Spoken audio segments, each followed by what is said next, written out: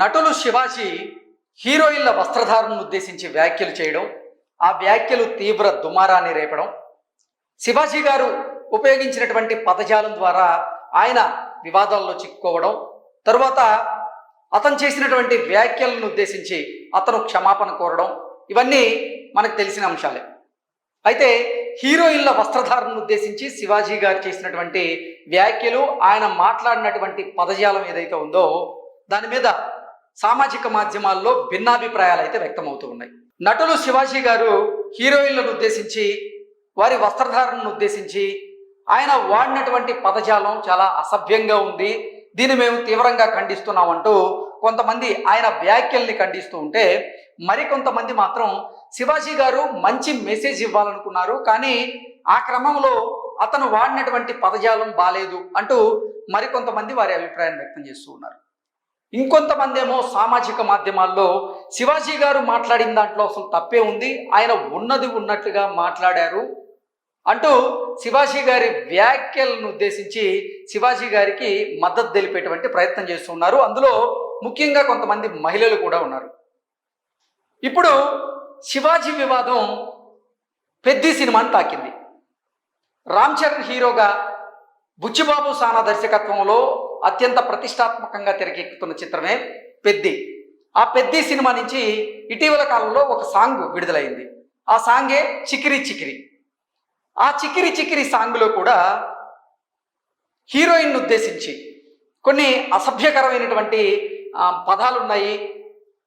మరి మీరు ఆ సాంగ్లో ఉన్నటువంటి సరుకు సామాను అనేటువంటి పదాలను ఉద్దేశించి మీరెందుకు అభ్యంతరాలను వ్యక్తం చేయలేదు అంటూ కొంతమంది మహిళలు ఇప్పుడు శివాజీ గారికి మద్దతు తెలుపుతూ సామాజిక మాధ్యమాల్లో ప్రశ్నిస్తూ ఉన్నారు.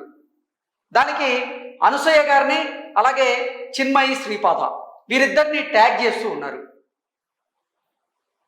అంటే రామ్ చరణ్ గారు తెలుగు చిత్ర పరిశ్రమలో ఒక పెద్ద కుటుంబానికి చెందినవారు కాబట్టే ఆ సాంగ్ని, ఆ సినిమాని టార్గెట్ చేయడానికి ఇటు అనసూయ గారు కానీ అటు చిన్మయి గారు కానీ భయపడ్డారా అంటూ మహిళలు, ముఖ్యంగా ఒక మహిళ సామాజిక మాధ్యమాల్లో ఇప్పుడు ప్రశ్నిస్తూ ఉంది. అది చక్కర్లు కొడుతూ ఉంది. ఇంతకీ ఆ మహిళ ఏమన్నారు అనేది ఒకసారి మనం పూర్తిగా విశ్లేషణ చేసుకునేటువంటి ప్రయత్నం చేద్దాం. మనం వీడియో చూపించలేము, అది కాపీరైట్ ఇష్యూ అయింది కాబట్టి 2 ఆడియోలు మన దగ్గర ఉన్నాయి. ఆ ఆడియోలను మీకు వినిపించేటువంటి ప్రయత్నం చేస్తాం. మొదటిగా ఇది చికిరి చికిరి పాటలో ఉన్నటువంటి ఆ అసభ్యకరమైనటువంటి పదజాలం ఏదైతే ఉందో దాన్ని ఉద్దేశించి మహిళ ప్రశ్నించినటువంటి వీడియోకి సంబంధించినటువంటి ఆడియో. సామాన్లు అనే వర్డ్ మీకు అంత ప్రాబ్లం అవుతుందా?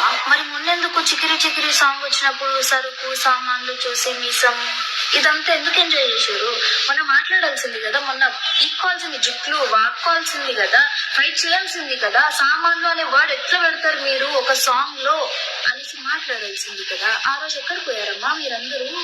ఇప్పుడు ఒక మనిషి వచ్చేసి మిమ్మల్ని పద్ధతిగా ఉండండి అంటే తప్పైపోయింది. ఆ మనిషి ఒక పని చేయండి. సో నేను వినిపించినటువంటి ఆడియోలో భాగంగా ఒక మహిళ శివాజీ గారికి మద్దతు తెలుపుతూ, మరి పెద్ది సినిమాలో ఉన్నటువంటి చికిరి చికిరి పాటలో సరుకు సామాన్లు చూసి అనేటువంటి పదాలు వస్తాయి, ఆ పదాల మీద మీరు ఎందుకు అభ్యంతరాలను వ్యక్తం చేయలేదు అంటూ అనసూయ గారిని, అలాగే ఇటు చిన్మయి శ్రీపాద గారిని ఉద్దేశించి ఆవిడ ప్రశ్నిస్తూ ఉన్నారు.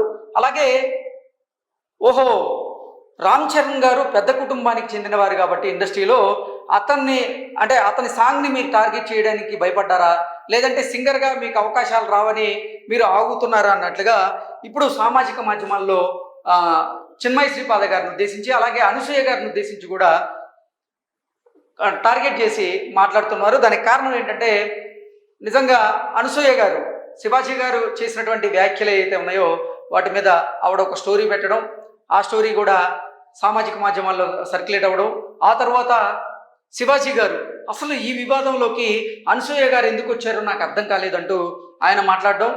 ఇంకొకటి, అనసూయ గారు ఈ అంశం మీద మాట్లాడారు, ఓకే నాకు అర్థమైంది మీరు చెప్పింది అంతా కూడా అంటూ ఆయన మాట్లాడడం. ఆయనకి మద్దతు తెలిపేటువంటి కొంతమంది, అసలు అనసూయ హీరోయిన్ కాదు కదా, శివాజీ గారు హీరోయిన్ ఉద్దేశించి కదా ఆ వ్యాఖ్యలు చేసింది, మరి అనసూయ గారు మధ్యలోకి ఎందుకు వచ్చారు అంటూ అంటే శివాజీ గారికి మద్దతు తెలుపుతున్నటువంటి వారు కమెంట్లు చేయడం. ఆ తర్వాత అనసూయ గారు, నేను 2-3 సినిమాల్లో హీరోయిన్గా చేశాను కాబట్టి ఇప్పుడు నా శరీరం నా ఇష్టం, నాకు నచ్చినటువంటి వస్త్రాలను నేను ధరిస్తా, దాని మీద మాట్లాడడానికి మీరెవరు అంటూ ఆవిడ దానికి స్పందించడం, ఇలా రకరకాలుగా ఇప్పుడు సామాజిక మాధ్యమాల్లో చూసుకున్నట్లయితే ఈ అంశం వివాదం అయితే ముదురుతూ ఉంది. దీని మీద శివాజీ గారు క్షమాపణలు చెప్పినప్పటికీ బేషరతుగా అతను 2 అన్పార్లమెంటరీ వర్డ్స్ని వాడినందుకు గాను అతను బేషరతుగా క్షమాపణ చెప్పారు.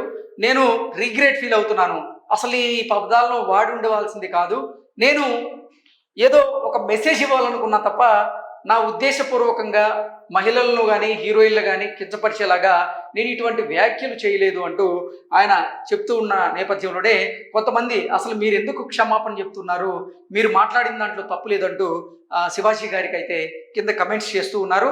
అలాగే మరికొంతమంది సామాజిక మాధ్యమాల్లో వీడియోల రూపంలో శివాజీ గారికి మద్దతు తెలుపుతూ, మరి పెద్ద సినిమాలో చికిరి చికిరి పాటలో సామాన్లు సరుకు అనేటువంటి పదాలు ఉన్నప్పుడు అక్కడ హీరోయిన్ని అసభ్యంగా చూపించినప్పుడు మరి మీరెందుకు రియాక్ట్ అవ్వలేదు, దాన్ని ఎందుకు ప్రశ్నించలేదు అంటూ ప్రశ్నిస్తూ ఉన్నారు. నిజంగా చెప్పాలంటే అది సాంగ్లో భాగంగా వాడినటువంటి పదాలుగా చిత్ర యూనిట్ అయితే చెప్తూ ఉన్నారు. అలాగే హీరోయిన్ ఎక్కడ అసభ్యంగా చూపించినట్లుగా కూడా దాంట్లో లేదు. కాకపోతే ఏంటంటే దీనికి విపరీత అర్థాలు వస్తాయి కాబట్టి శివాజీ గారు వాడినటువంటి సరుకు అనేటువంటి పదం మీకు అభ్యంతరం అయితే, మరి పెద్దలో ఉన్నటువంటి సరుకు సామాన్లు అనేటువంటి పదాలు మీకు ఎందుకు అభ్యంతరాలు కాలేదు అంటూ ఇప్పుడైతే కొంతమంది మహిళలు శివాజీ గారికి మద్దతు తెలిపేటువంటి ప్రయత్నం చేస్తూ ఉన్నారు.